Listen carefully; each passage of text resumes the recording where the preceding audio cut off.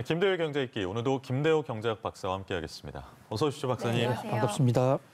예전에 한번 저희가 이 뉴스 다뤘었는데 말이죠. 사전 청약이라는 게 사전에 내 집을 찜하는 거다라고 박사님께서 설명해 주셨지 않습니까? 근데 이게 민간에서도 사전 청약이 실시가 되는데 당초보다 규모가 좀 늘었더라고요. 어떻게 보셨습니까? 예, 이제 종전에 우리 아파트 청약 제도라는 것은 아파트가 이제 철거에 들어가고 어느 정도 이제 집의 형태를 갖추기 시작해야만 분양을 할 수 있는 그런 제도였지만 이것을 주택 공급 속도를 좀 더 빨리 하고 또 집이 없는 사람한테 그 조급증, 나는 집이 없으면 어떡하지? 집을 못 갖추면 어떡하지? 하는 이런 조급증을 달래주기 위해서 정부가 사전 청약 제도를 도입을 해서 이미 2번에 걸쳐서 지금 분양을 했거든요. 네. 상당히 성공적으로 했어요.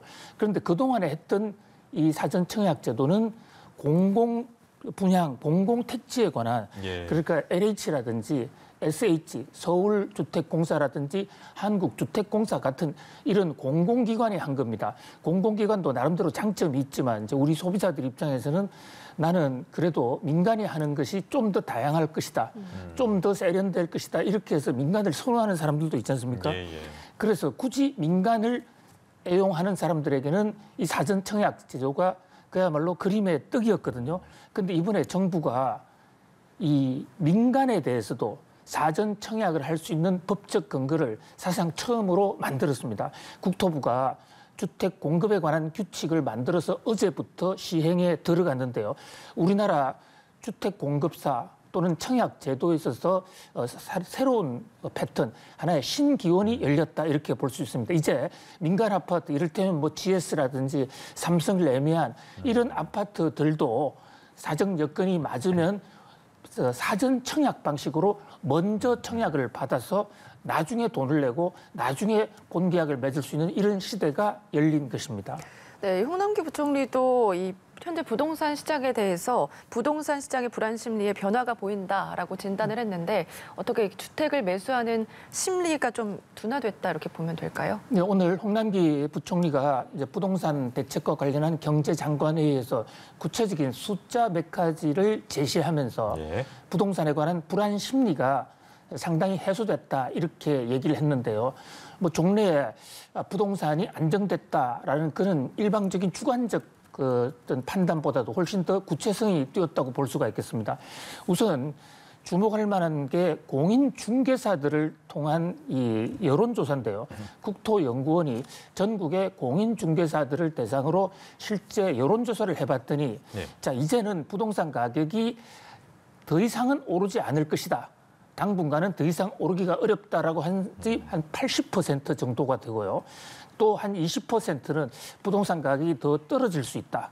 이런 어떤 전망을 내놨단 말이죠. 공인중개사는 현장에서 부동산 동향을 가장 일선에서 가장 먼저 아는 그런 분들이기 때문에 이제 이런 실제 시장에서도 부동산이 불안해서 집이 더 오를 것 같아서 빨리빨리 사야 되겠다는 그런 어떤 영끌 이런 것에 대해서는 좀 조급해할 필요가 없다라는 그런 신호고요. 또 한국부동산원이라는 이 정부 기관입니다. 부동산 매매 지수라는 게 있어요. 부동산을 살려는 세력과 부동산을 팔려는 세력 간의 그 균형을 보는 것인데 요게 최근 몇 달 사이에 가장 큰 폭으로 떨어져서 107 정도로 물론 그래도 사겠다는 세력이 좀 더 많지만은 그러나 그 간격폭이 상당히 줄었다. 그다음에 KB금융의 부동산 매매 지수는 팔겠다는 쪽이 조금 더 많이 나온 이제 시장에서 구체적인 수치로 부동산 불안은 조금 가시는 게 아닌가라는 그런 기대가 나오고 있습니다. 예. 내일 하남, 교산, 과천, 주암 이렇게 4천 가구의 사전 청약이 시작이 되니까 관심 있으신 분들은 참고하시면 좋겠습니다. 자, 그리고 부동산 관련해서 통계 자료를 좀 볼게요. 집값의 최상위권하고 최하위권하고 그 가격 차이가 47배나 났다. 그리고 무주택 가구가 지난해 가장 큰 폭으로 증가해서 처음으로 900만 가구로 돌파했는데 이게 전체 가구로해서 따지면 44% 정도는 무주택이다. 무주택이다라는 통계가 나왔습니다. 그 상당히 충격적인 통계죠. 자, 지금 앵커님 말씀하신 중에 둘째 부분 무주택 가구 수부터 먼저 말씀을 드리면요. 919만 명, 19만 가구입니다. 가구가 한 사람이 될 수도 있고 두 사람, 세 사람, 경우에 따라서는 뭐 7, 8명이 될 수도 있는데요. 한 세대주를 중심으로 같이 공동 가정 생활을 하는 것을 우리가 이제 이 주민등록법상의 가구라고 그러는데 이게 우리나라 전국에 가구 수가 2천만 개가 조금 넘어가요. 2,092만 개입니다, 정확하게. 그런데 그 중에서 43.7%인 919만 가구는 지금 집이 없다. 무주택 가구라는 겁니다. 우리 흔히 주택 보급률이라는 걸 가지고 우리나라에는 주택 보급률이 지금 100%가 훌쩍 넘습니다. 예. 100이 넘는다는 것은 국민 1인 그 가구당 한 채씩 다 돌아간다는 얘기잖아요. 예. 그런데 왜 무주택 가구가 이렇게 많으냐? 그것은 부동산이 특정 가구에는 다주택으로 좀 집중돼 있기 때문인데 결과적으로 국민 전체적으로 돌아갈 숫자는 1인당 한 가구는 되지만은 현실적으로 무주택 가구가 919만 가구가 된다. 이런 관점에서 볼 때 부동산 공급이 여전히 부족하고 또 부동산 920만 가구나 되는 사람들 입장에서는 집값이 오르는 것에 대해서 얼마나 초조할 수밖에 없지 않습니까? 그런 불안 심리 이런 것이 결국은 부동산 가격을 더 끌어올리는 그런 악순환이 됐다. 그런 면에서 무주택 가구 수를 좀 해소하는 것이 굉장히 중요한 하나의 과제가 아니지 싶고요. 자, 또 하나는 이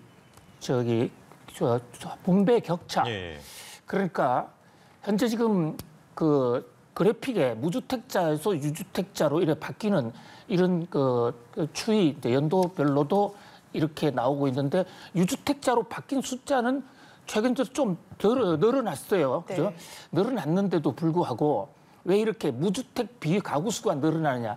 전체적으로 우리나라 인구수는 줄지만 네. 가구가 지금 해체가 되면서 분할이 되고 있는 가구 분할의 추세가 있기 때문에 상당히 공급에는 여전히 아직도 아쉬움이 있다 이렇게 볼 수가 있습니다. 그다음에 이제 소득의 주택 이 자산의 격차인데요. 예. 이 최상위 10%와 최하위 10%의 가격 차이를 비교한 것을 이것을 10분위 배율이라고 경제학에서는 그렇게 얘기합니다.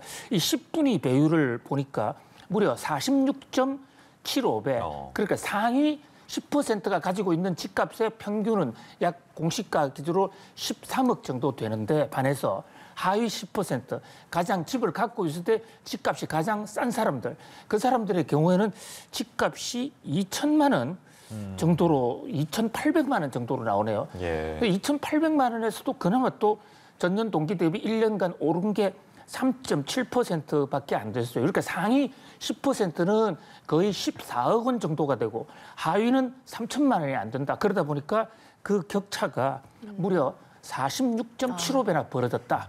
종래보다도 훨씬 더 격차는 더 벌어지고 있는 사실이 통계로 입증이 되고 있습니다. 알겠습니다. 네. 좀 전에 그래픽에서도 봤었지만 이게 무주택자였다가 이제 주택을 소유한 사람은 98만 명으로 집계가 됐는데 이게 집값이 계속 오르다 보니까 연끌을 해가지고 집을 산 사람이 더 늘어났다 이렇게 보면 되는지요? 현재 상황 어떻습니까? 그렇습니다. 이제 현재 지금 전체적으로 몇 년간 계속해서 집값이 오르다 보니까 또 무주택자 숫자가 많다 보니까 기회만 오면 집을 사겠다라는 세력들이 상당히 많고요. 예. 그것이 이제 우리가 청약을 해보면 청약 경쟁률이 예년보다 상당히 높게 나타나는 것을 보면 알 수가 있거든요. 이제 그러다 보니까 이 집을 무주택자에서 유주택에 된 경우는 크게 두 가지 형태로 나누어 볼 수가 있는데요. 하나는 무주택으로 있었는데 자기 아버지나 어머니 소위 말하는 금수저에서 정여를 받아서 갑자기 예. 집을 산 경우도 있습니다. 그런가 하면 이제 20대, 30대의 경우에는 이 자기가 좀 마련한 돈, 그게 부족하다 보니까 연끌을 하게 되는데 이 연끌이라는 게 결국 영혼을 다 바쳐서 같은 자금을 끌어오는데 그 자금은 대부분이 대출이나 다른 데 차입한 것이란 말이죠.